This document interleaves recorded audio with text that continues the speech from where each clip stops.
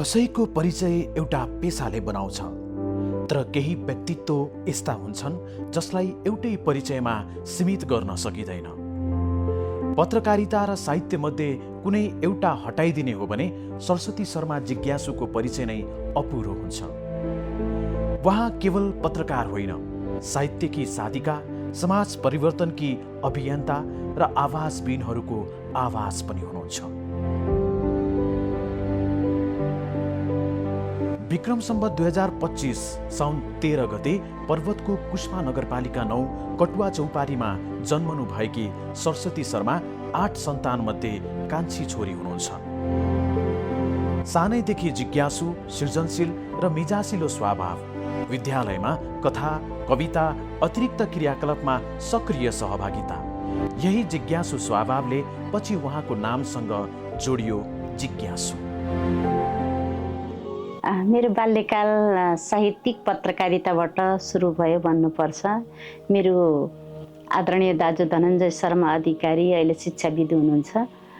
उहाँले डायरी लेख्नुहुन्थ्यो, अनि डायरी लेखेर लुकाउने उहाँको एउटा लभको पनि चलिरहेको थियो। अनि लुकाउने म त्यो डायरी चाहिँ खोजी खोजी पढ्ने गर्थेँ। म 4 कक्षामा पढ्दा, अनि त्यो सबै पढ्दाखेरि मैले पनि यस्तो लेखेँ भने के हुन्थ्यो होला जस्तो लागेर मैले पनि लेख्ने, गीत लेख्ने, कविता लेख्ने, डायरी लेख्ने गर्ने। विभिन्न मान्छेहरूका जीवनीहरू, महापुरुषहरूका त्यो जीवनीहरू मैले पढ्ने गर्थेँ। अनि शुक्रबारे कार्यक्रममा भाग लिन्थेँ। त्यसपछि हाजिर जवाफमा भाग लिने। सबै ठाउँमा ट्यालेन्ट हुँदाखेरि साथीहरूले आफै त्यहाँ सरहरूले पनि जिज्ञासु स्वभावको छ सरस्वती, अब जे कुरा पनि अग्रसर हुन्छ, गर्दिन जान्दिन, केही भन्दैन भनेर मलाई आफै जिज्ञासु भनेर भन्नुभयो। म 4 कक्षा 5 कक्षामा पढ्ने बेलामा। 16 वर्षको उमेरमै विवाह, 2 छोरीको जिम्मेवारी, व्यवसायको व्यवस्थापन र उच्च शिक्षा सबैलाई सँगै अघि बढाउनु पर्यो। बिहानै घरको काम, छोरीहरूको हेरचाह, व्यवसाय अनि क्याम्पस, यी सबै चुनौती बीच उहाँले स्नातक तहसम्मको अध्ययन पूरा गर्नुभयो। सङ्घर्ष उहाँका लागि अवरोध होइन, सफलताको आधार बन्यो। विद्यालयदेखि नै साहित्यप्रति रुचि राख्ने सरस्वती शर्माको पहिलो कविता लोकतन्त्र प्रकाशित भएपछि साहित्यिक यात्रा अझ मजबुत बन्यो। विक्रम सम्वत 2059 मा उहाँले स्थापना गर्नुभयो माधुरी साहित्य प्रतिष्ठान। त्यही संस्था मार्फत सुरु भएको नवमाधुरी साहित्यिक पत्रिका आज पनि निरन्तर प्रकाशित हुँदै आएको छ। सृजनशीलतालाई निरन्तरता दिँदै उहाँका नारीको आह्वान, गीति सङ्ग्रह र हुस्सु भित्रको घाम गजल सङ्ग्रह प्रकाशित भएका छन्। पत्रकार बन्ने प्रेरणा भने एउटा पीडादायी घटनाले दियो। आफ्नो व्यवसायसँग सम्बन्धित समाचार वास्तविकता नबुझी एकपक्षीय रूपमा प्रकाशित भएपछि उहाँले महसुस गर्नुभयो समाजलाई जिम्मेवार र सत्य पत्रकारिता चाहिन्छ। यही सङ्कल्पसँगै विक्रम सम्वत 2063 देखि रेडियो नेपालको पर्वत संवाददाताका रूपमा पत्रकारिता सुरु गर्नुभयो। अनि पत्रकारितामा आकर्षण कसरी भयो भने अब दाइ पत्रकार नै हुनुहुन्थ्यो, मेरो लेख रचनाहरू छापिँदै गए। त्यसपछि मलाई दाइको त्यो पत्रकारिता देखेर म आकर्षण हुन्थेँ। अनि मैले पनि पत्रकारिता गर्नुपर्छ, साहित्य त म लेखिरहन्छु, पत्रकारिता किन नगर्ने त नि भनेर धेरै साथीहरूलाई, यहाँ दुर्गाजीहरूलाई, सबैलाई, भवानी सरहरूलाई देख्दाखेरि मलाई गर्न मन लाग्थ्यो। अनि त्यो दाइकै प्रेरणाबाट म धनञ्जय शर्मा अधिकारी नेपाल जागरणको सम्पादक हुनुहुन्थ्यो। उहाँकै प्रेरणाबाट म पत्रकारिता क्षेत्रमा छिर्ने अवसर पाएँ। यो समाजमा जहाँ अति र अन्याय हुन्छ, महिलाहरूलाई नहुनुपर्ने हुन्छ, जहाँ महिलाहरूले न्याय पाउँदैनन्, म पत्रकारिता गरेर महिलाको विषयमा म केही लेख्छु, केही कुरा उठान गर्छु, यिनीहरूलाई न्याय दिलाउँछु भन्ने खालको मेरो मनमा उब्जिन थाल्यो। अनि म पत्रकारिता क्षेत्रमा बिस्तारै छिरेँ। 2 दशकभन्दा लामो पत्रकारितामा उहाँले समाचार मात्रै लेख्नु भएन, उहाँले महिलाको आवाज बोल्नुभयो। विभेद, हिंसा, अन्याय र सामाजिक असमानता विरुद्ध निरन्तर कलम चलाउनुभयो। रेडियो दिदीबहिनी, रेडियो शालिग्राम र कालीगण्डकी टेलिभिजन मार्फत उहाँले सञ्चालन गरेका कार्यक्रमहरूले धेरै महिलालाई न्याय दिलाए, धेरैलाई बोल्ने साहस दिए। पत्रकारिता र साहित्यसँगै उहाँ सामाजिक अभियानमा पनि उत्तिकै सक्रिय हुनुहुन्छ। नेपाल पत्रकार महासङ्घ, प्रेस युनियन लगायत विभिन्न संस्थामा नेतृत्वदायी भूमिका निर्वाह गरिसक्नु भएको छ। उहाँकै पहलमा स्थापना भएको विमल सरस्वती वाङ्मय पुरस्कारले नेपाली साहित्यका स्रष्टाहरूलाई सम्मानित गर्दै आएको छ।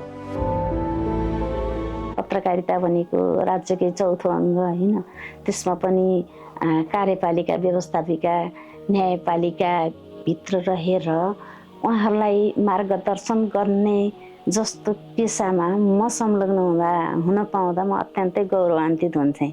त्यसमा पनि महिलाहरू चुलो चौको मात्रै सीमित, उनीहरूको दक्षता क्षमता भएर पनि कहिले उजागर गर्न नपाउने त्यस्तो महिलाहरू यसरी सीमित भएर बस्नुहुन्न। मैले महिलाको लागि केही गर्नुपर्छ भनेर म त्यो पत्रकारिताभित्र छिर्ने प्रयास गरेँ र मैले पत्रकारिता गरिरहँदा त्यो बेला गाह्रो थियो, यस्तो डिजिटलको जमाना थिएन, कम्प्युटर थिएन, अब मोबाइल यस्तो फोटो खिच्न मिल्ने राम्रो खालको मोबाइल पनि हामीसँग उपलब्ध थिएन।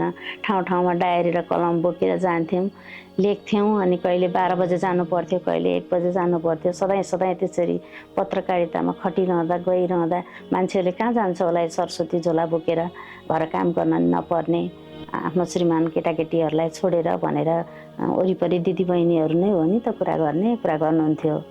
पछि गएर त्यही दिदीबहिनीहरू यस्तो प्रभावित हुनुभयो कि मैले सबै समाचार सुनाउने, उहाँहरूलाई सकारात्मक कुराहरू प्रभाव गर्ने गरिसकेपछि उहाँहरूले नै मलाई सम्मान गर्न थाल्नु भएपछि उहाँहरूको हेर्ने दृष्टिकोण नै बदलियो।